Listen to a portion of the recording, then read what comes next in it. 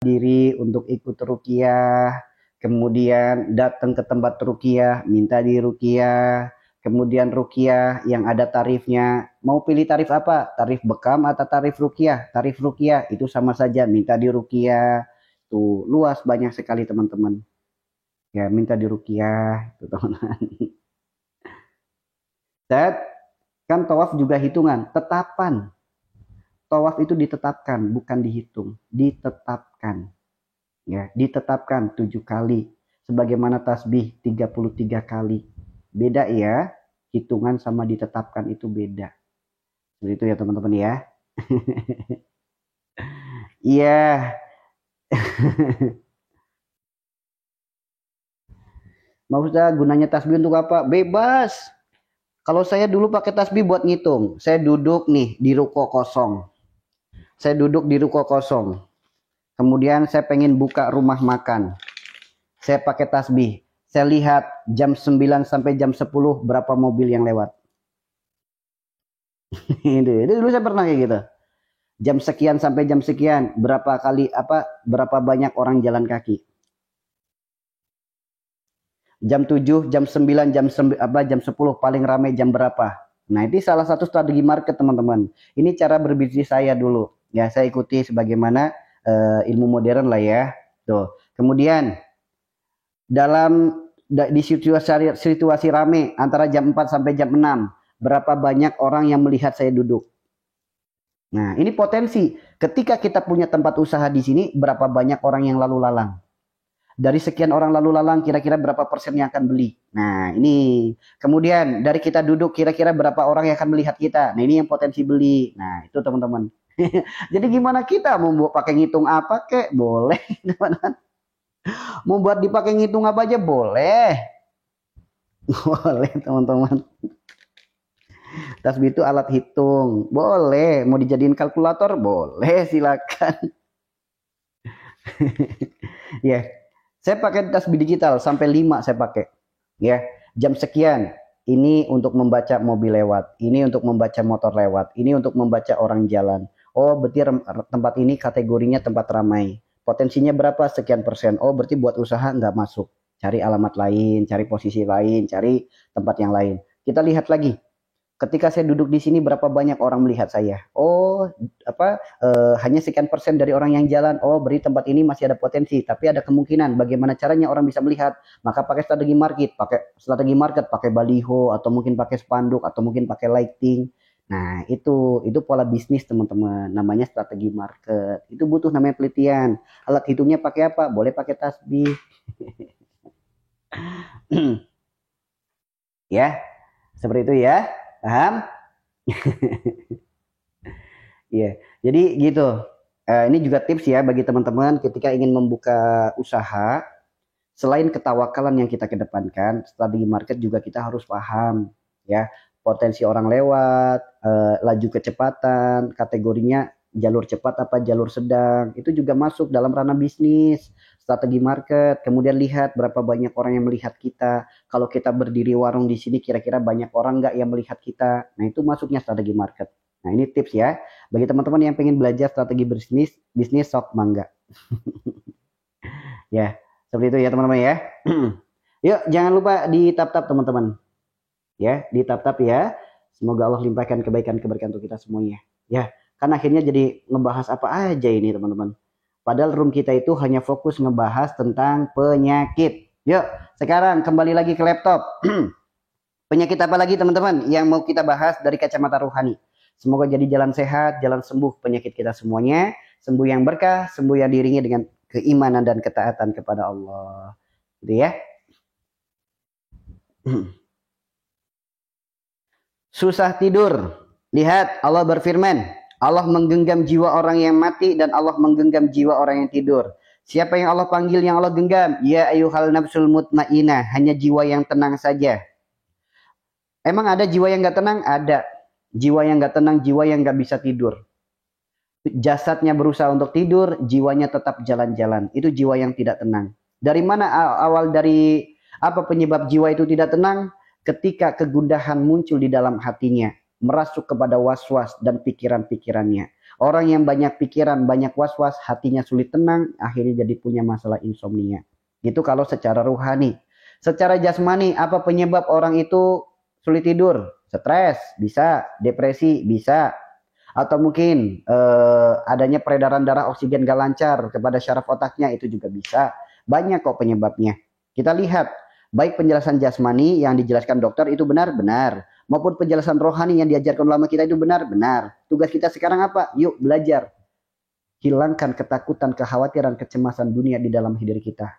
Hidup jangan banyakin mikir, hiduplah diperbanyak zikir. Sok, kalau kita hidupnya banyakin zikir, hidup yang rileks, hidup yang santuy, hidup yang tenang, hidup yang kalem, jangan banyak keinginan, harapan, angan-angan, tundukkan itu, nanti tenang jiwa kita.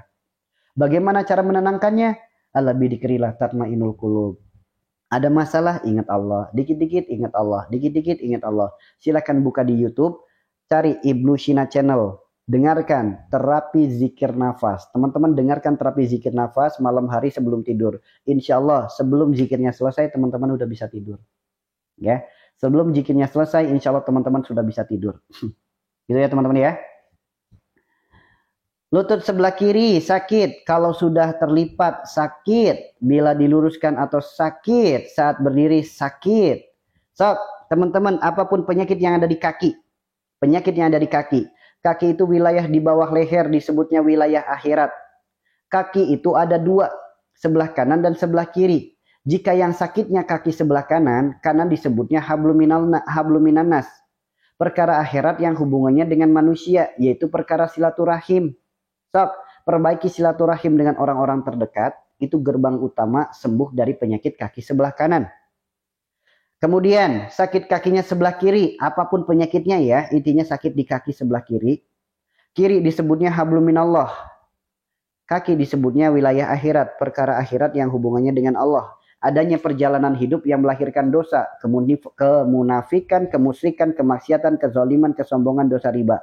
Tugas kita saat ini Allah berfirman, ya ayyuhalladzina amanu tubu ilallahi taubatan nasuha. Mohon ampun kepada Allah dari dosa kaki kanan, silaturahim yang rusak, memutus persaudaraan, mohon ampun kepada Allah. Jika kaki kiri yang sakit, mohon ampun kepada Allah dari dosa-dosa yang pernah dilakukan, baik kemunafikan, kemusyrikan, kemaksiatan, kezaliman, kesombongan, dan dosa riba. Kemudian ikhtiar jasmaninya, apa yang harus dilakukan? Silakan bisa ke medis dengan dokter dan obatnya, atau bisa ke alternatif dengan herbal dan terapinya. Bicara tentang herbal, herbal apa yang bagus bagi teman-teman yang punya masalah penyakit di kaki? Sederhana teman-teman. Teman-teman punya ketumbar, ketumbar dengan cara apa? Air 3 gelas aja, nggak usah banyak-banyak. Tapi kalau pengen banyak lebih bagus sih. Air setengah liter lah atau 1 liter. Direbus dulu sampai mendidih. Tambahkan 3 sendok ketumbar. Mau ketumbar yang putih, mau ketumbar yang agak coklat, bebas. Yang penting ketumbar. Tambahkan ketumbar. Direbus dengan air api sedang. Sampai air itu menyusut. Dari air 1 liter mungkin jadi sekitar setengah liter. Kemudian bisa dikurangi lagi. Sehingga nanti airnya berbentuk jadi warna teh. Silakan boleh ditambahi kayu manis, boleh ditambahi dengan jahe, boleh ditambahi dengan batang serai. Kemudian tambahkan sedikit garam Himalaya, tambahkan sedikit madu. Silakan teman-teman minum. Insya Allah segala sakit pada kaki, persendian, varises, pengapuran, insya Allah bisa jadi solusinya. Ingat ya, cukup pakai air ketumbar saja itu bisa. Ya, diminum tiap hari silakan. Bicara tentang terapinya mudah. Buka Al-Quran surat Shad ayat 42. Belajar hentakan kaki ke bumi. Nanti enteng kaki kita. Belajar hentakan, meskipun awalnya sakit, terus latih dihentak-hentakan kayak gini ke bumi. Ke tanah langsung boleh, ke jalan raya boleh, pulang sholat subuh lepas alas kaki boleh, boleh juga ke ubin kayak gini boleh. Ya, boleh teman-teman, silakan.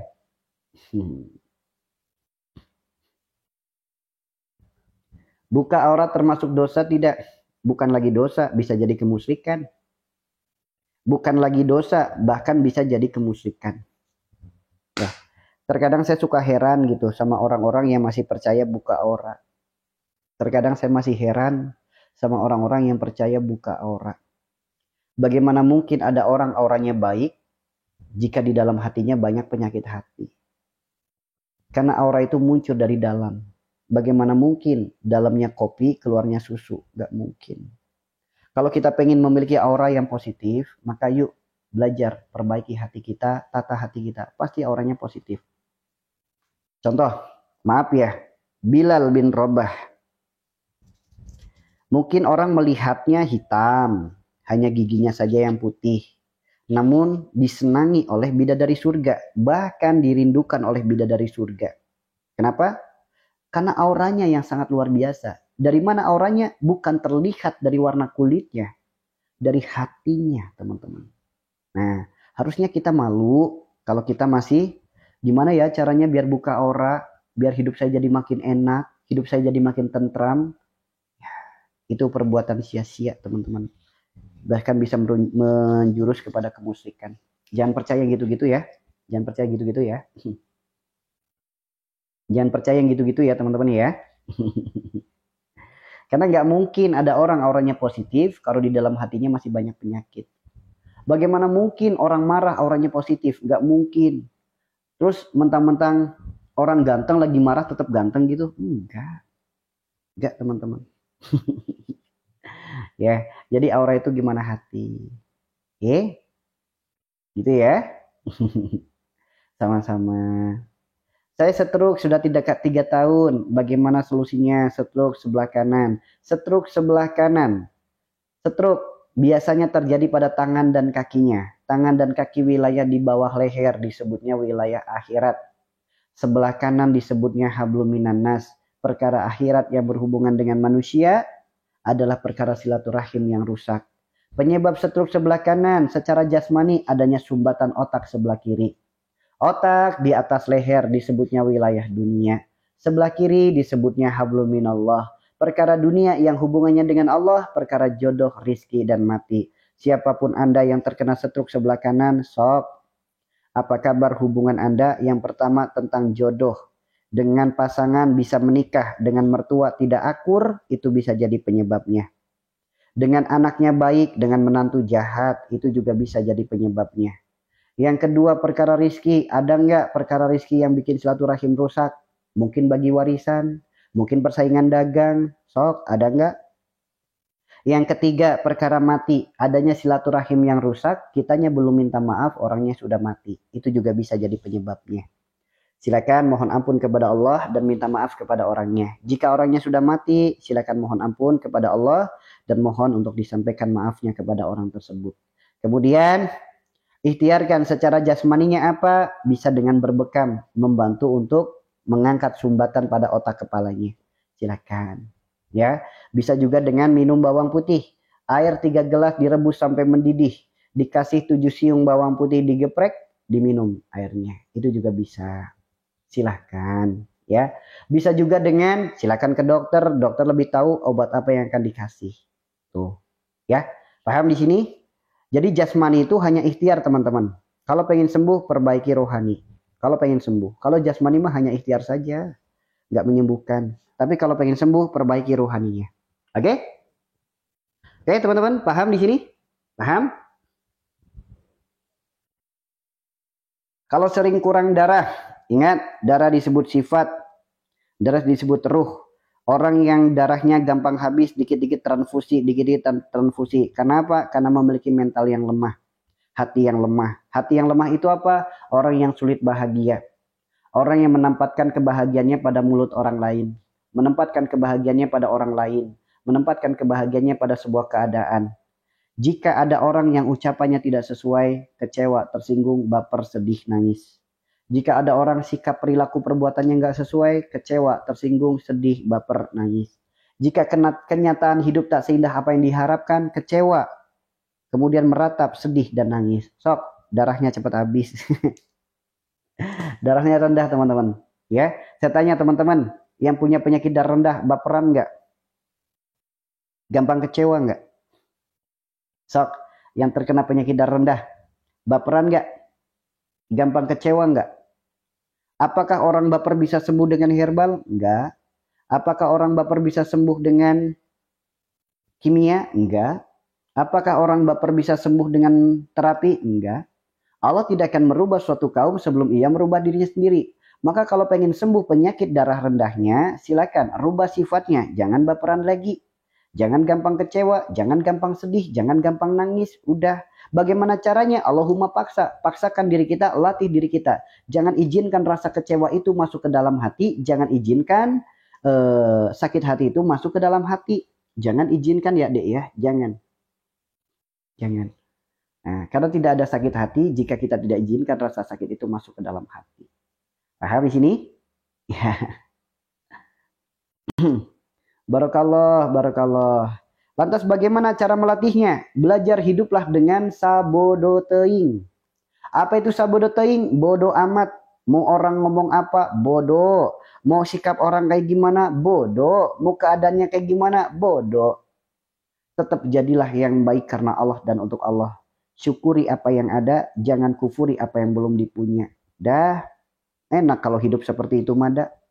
Badan juga sehat, hati normal. Kenapa? Hati ada tekanan darah normal itu karena mizan kolbunya. Mizan hatinya antara ketenangan, ketentraman, kedamaian senantiasa menghiasi kolbunya.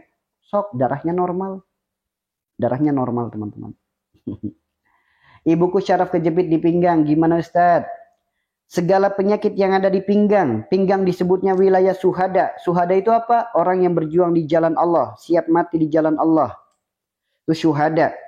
Namanya berjuang, segala aktivitas kita, segala kesibukan kita, segala pekerjaan kita, bagian daripada perjuangan hidup.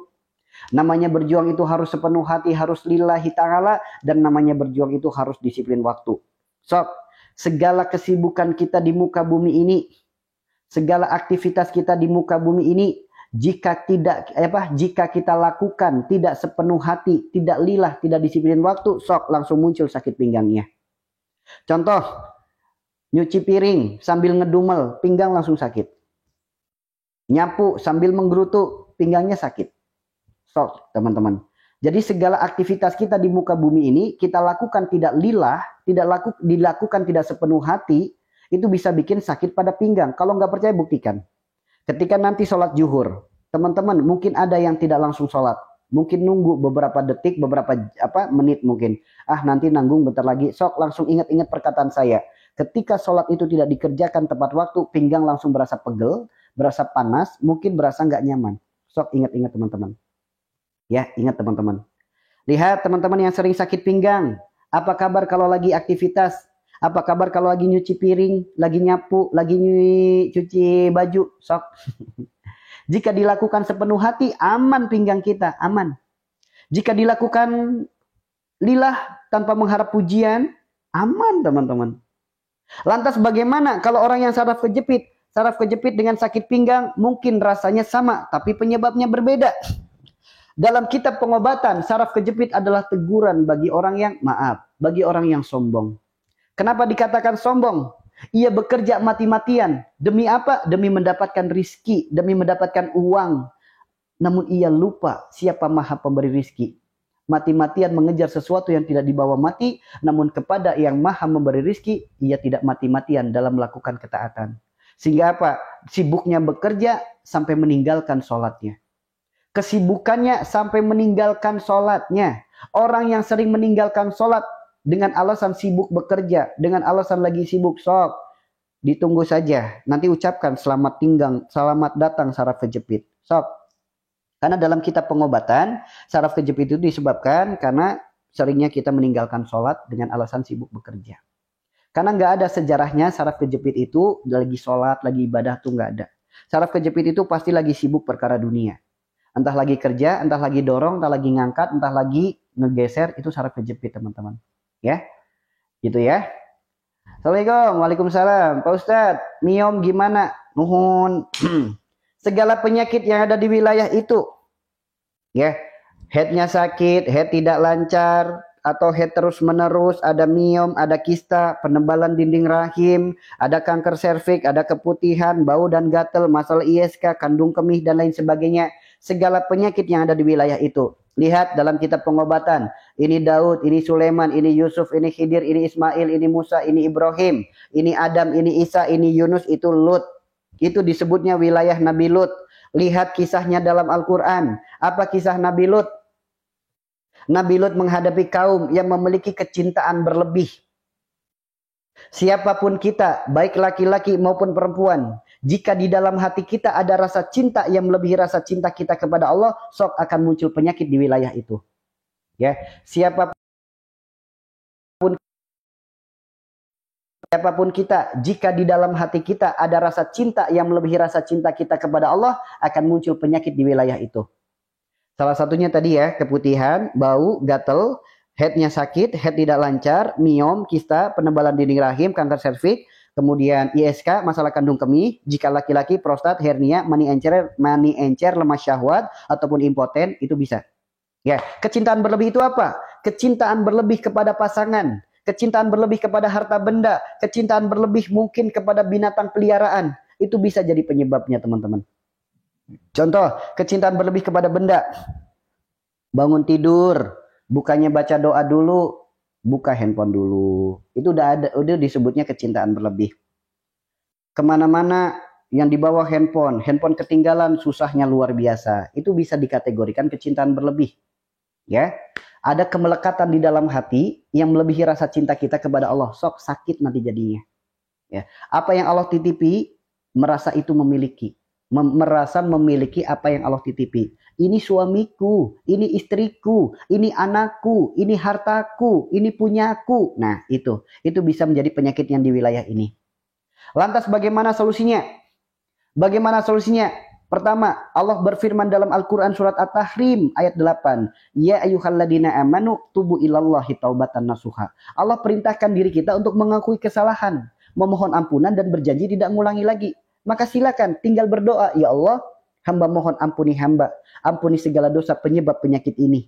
Ampuni ya Allah dosa-dosa kecintaan berlebih hamba. Ampuni ya Allah. Yang kedua, perkara jasmani ikhtiarkan.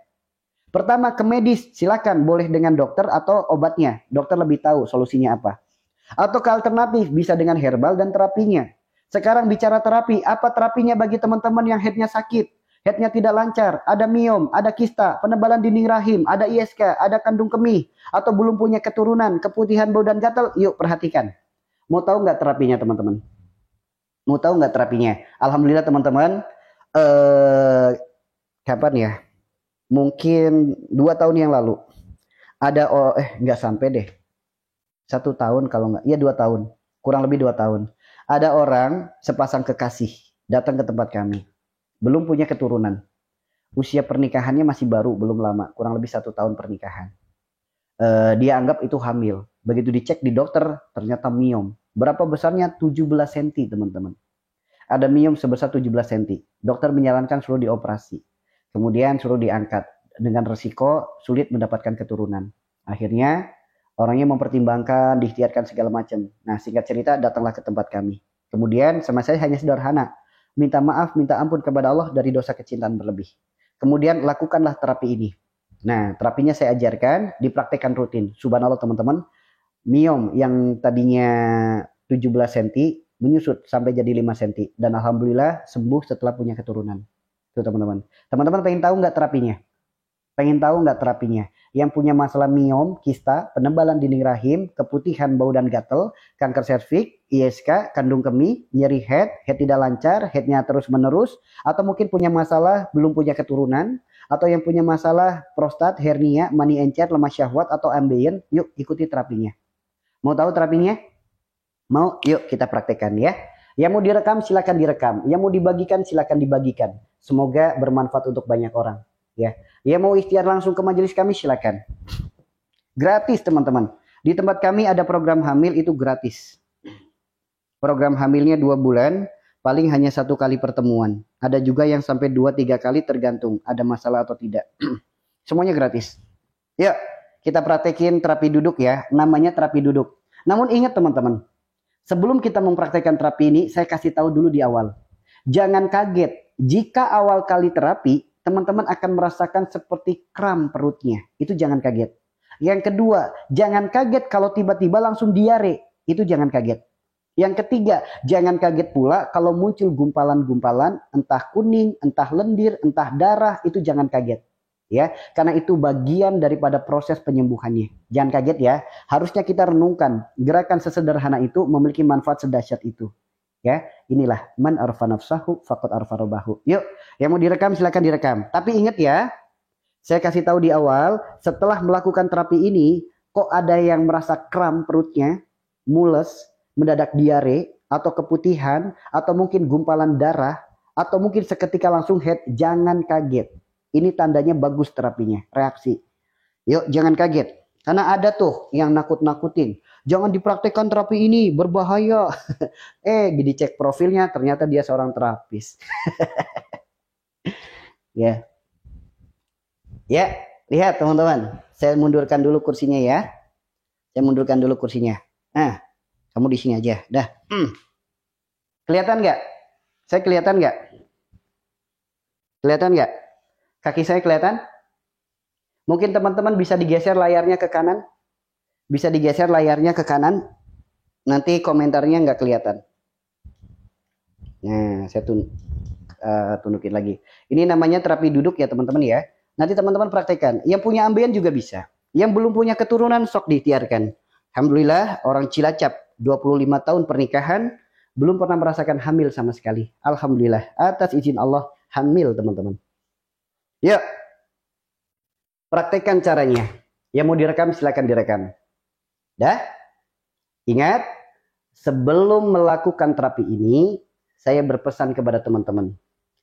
Jika setelah melakukan terapi ini, teman-teman merasa mules, perutnya seperti kram, atau mungkin seketika langsung head, atau mungkin keluar gumpalan darah atau lendir, atau seketika langsung diare, jangan khawatir. Itu bagus teman-teman. Ya, jangan khawatir, itu aman. Caranya bagaimana? Yang pertama, tempelkan dulu kaki kanan dan kaki kiri. Telapak kakinya ditempelkan. Seperti ini ya. Saya sambil lihat di sininya ya. Tempelkan dulu seperti ini. Lalu ditekan dengan tangan kita seperti ini. Dikunci dengan tangan kita. Udah? Gerakin kurang lebih 7 kalian lah kayak gini. Kayak gini aja. Jangan dianggap sepele. Tujuan ini salah satu kunci kesuksesan terapinya nanti. Kenapa digerakkan seperti ini? Untuk membantu merekonstruksi ulang panggul kita. Ya, supaya panggul kita kembali ke titik nolnya. Nah, kan rileks nih. Paha jadi makin ke bawah lagi kan? Nah, udah. Sekarang sikut kita tekan pangkal paha kita. Ini kan pangkal paha nih, tekan. Tekan dari depan, tarik ke belakang. Nanti naik ke atas, turun ke bawah. Ulangi ya, naik ke atas, turun ke bawah. Caranya seperti ini, tekan, tarik. Seperti ini ya. Udah. Berapa kali nggak usah dihitung sampai paha kita berasa panas dan hangat.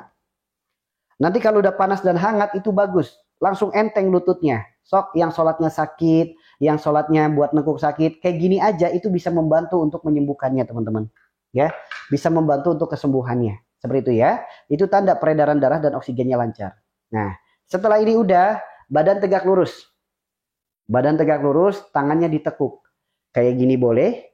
Kayak gini boleh, bebas, tangan ditekuk, dagu tempelkan dada. Diam, relax, kurang lebih 1 menit.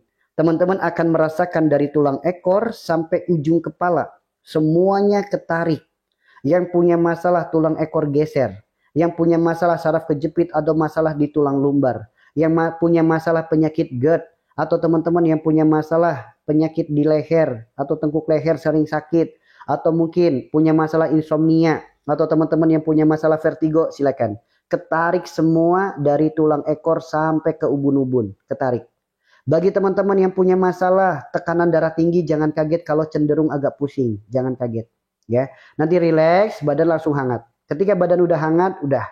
Ucapkan kalimat Bismillahi Allahu Akbar. Lalu condongkan badan ke depan. Angkat panggulnya atau pinggulnya. Condongkan badan ke depan, angkat pinggulnya seperti ini ya.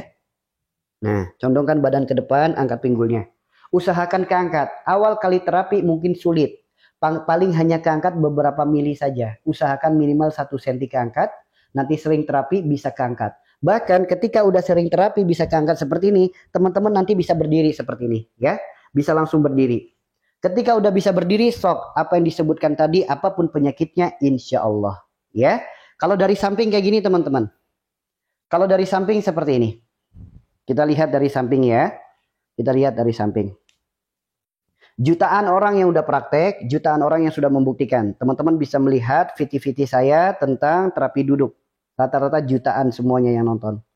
Lihat. Seperti ini ya. Ini kalau terlihat dari samping kayak gini. Bismillahi Allahu Akbar. Ingat ya, dagu nempel dada, angkat panggulnya. Sok yang punya masalah saraf kejepit silakan. Seperti ini ya. Seperti ini. Dah. Kalau udah bisa keangkat, naik ke atas. Ya, seperti itu ya caranya. Paham? Silakan dikerjakan. Silakan dikerjakan. Silakan bisa langsung dipraktekkan. Ya, silakan bisa langsung dipraktekkan. Bagi teman-teman yang punya masalah headnya sakit, headnya tidak lancar, atau mungkin head terus menerus, atau mungkin teman-teman yang punya masalah miom, kista, penebalan dinding rahim, kanker serviks, atau mungkin teman-teman yang punya masalah ISK, keputihan, bau dan gatel, atau belum punya keturunan, atau bagi laki-laki yang punya masalah prostat, hernia, lemah syahwat, mani encer, atau impoten, silakan. Yang ambien juga bisa, silakan. Silakan bisa diikhtiarkan. Iya, memang nggak bisa langsung berdiri. Tidak semua orang bisa langsung berdiri. Butuh waktu beberapa kali praktek baru bisa keangkat. Ya, butuh waktu beberapa kali praktek baru bisa keangkat. Kenapa belum bisa ngangkat? Bukan gara-gara berat badan, bukan gara-gara pinggul yang besar, bukan. Belum bisa ngangkat itu karena otot pahanya masih terlalu keras atau terlalu lembek. Itu nggak bisa. Makanya kita harus lancarkan dulu peredaran darah dan oksigen di sini. Nah, nanti bisa diikhtiarkan dengan cara dibekam di sini. Tuh teman-teman. Ya, udah bisa? Nggak bisa angkat, nanti pelan-pelan bisa. Terus latih, terus latih. Latih terus. Nah, nanti jangan kaget tuh, ambien yang tadinya gini. Ini kan, ambien kan merah sampai keluar kayak gini kan. Sok lakukan rutin, nanti pelan-pelan bisa masuk satu persatu. Ya, pelan-pelan bisa masuk satu persatu. Tuh, silakan diikhtiarkan. Doanya apa? Pertama, mohon ampun kepada Allah dari dosa kecintaan berlebih. Yang kedua, cukup dengan kalimat Bismillahi Allahu Akbar. Gitu ya. Cukup seperti itu saja.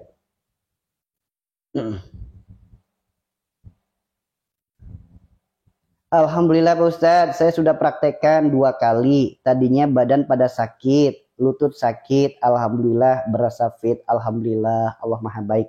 Sekarang saya tanya teman-teman, teman-teman yang sudah pernah praktek terapi ini, saya tanya, yang sekarang headnya lancar ada? Yang headnya udah nggak sakit lagi ada? Yang miomnya udah mengecil ada? Yang kistanya belum kistanya udah mengecil ada? Keputihan, bau dan gatalnya udah sembuh ada? Yang sudah pernah praktek, sok yang punya masalah keputihan, bau dan gatal udah sembuh ada? Ada? Ini siapa? Ibu Mistia, alhamdulillah, alhamdulillah. Sok teman-teman yang udah pernah praktek, yang ambennya udah sembuh ada? Yang laki-laki yang tadinya tidur mulu gak bisa bangun-bangun, sekarang udah bisa bangun ada? Sok. Ya. Halo Adel. Ada nggak teman-teman?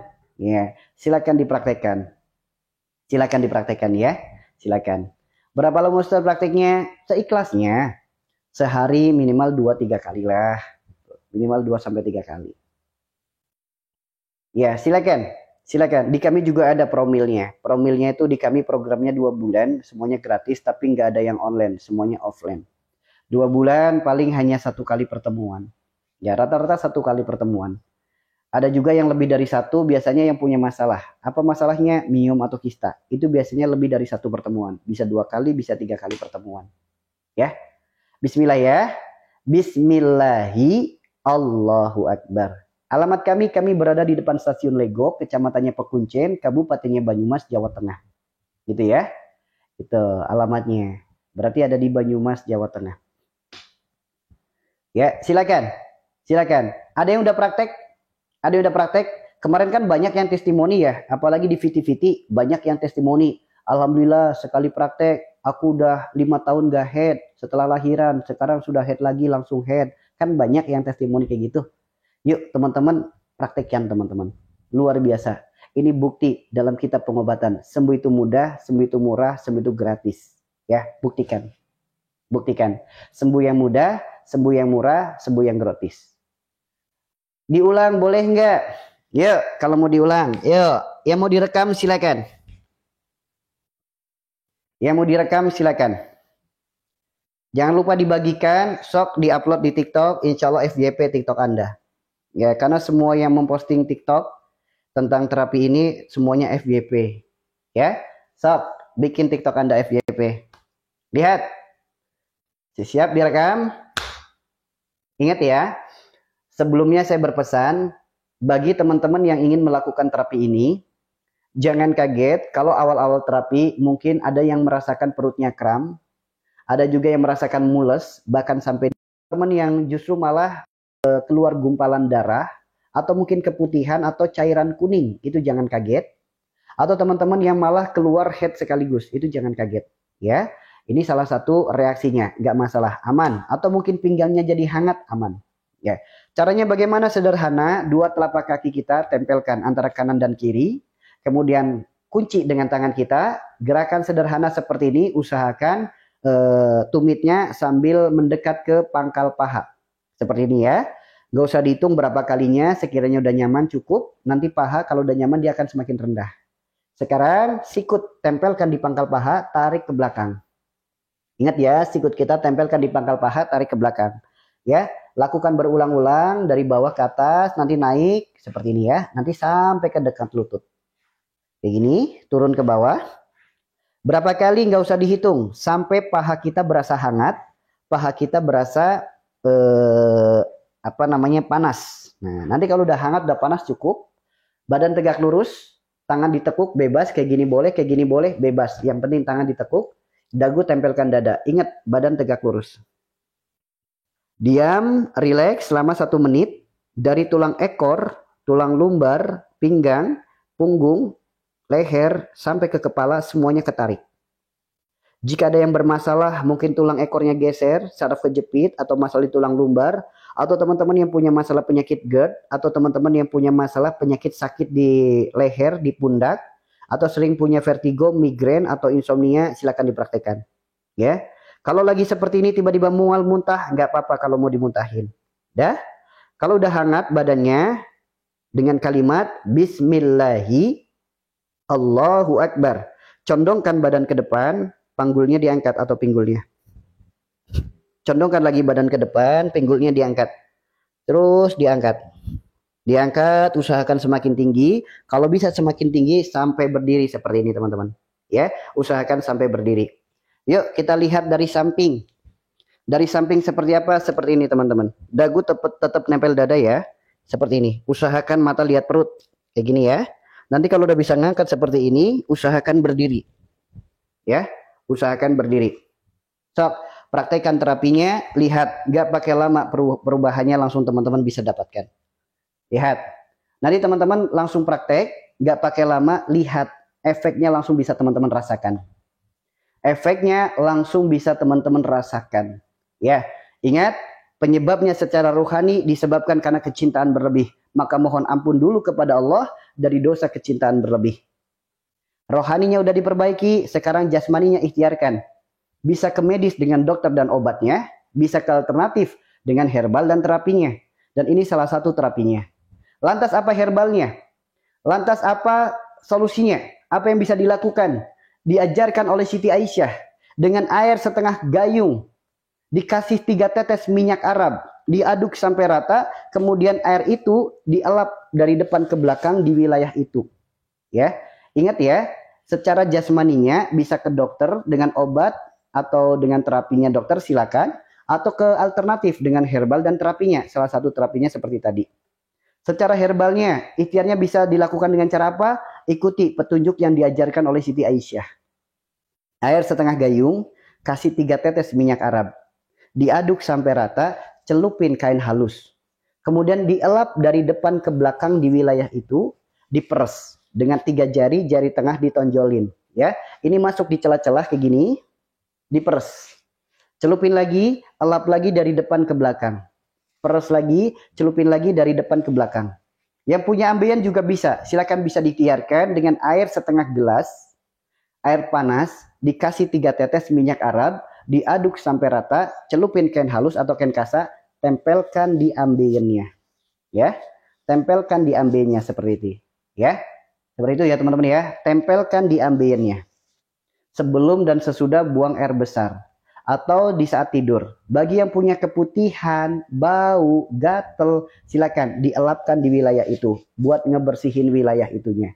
Seperti itu ya. Silakan diikhtiarkan. Pakai minyak Arab. Pakai minyak Arab. Terapinya dilakukan berapa kali? Sehari 2 kali boleh, 3 kali boleh. Ya. Minyak Arabnya beli di mana? Saya doakan semoga teman-teman yang ada di room ini semoga semuanya bisa umroh ke tanah suci.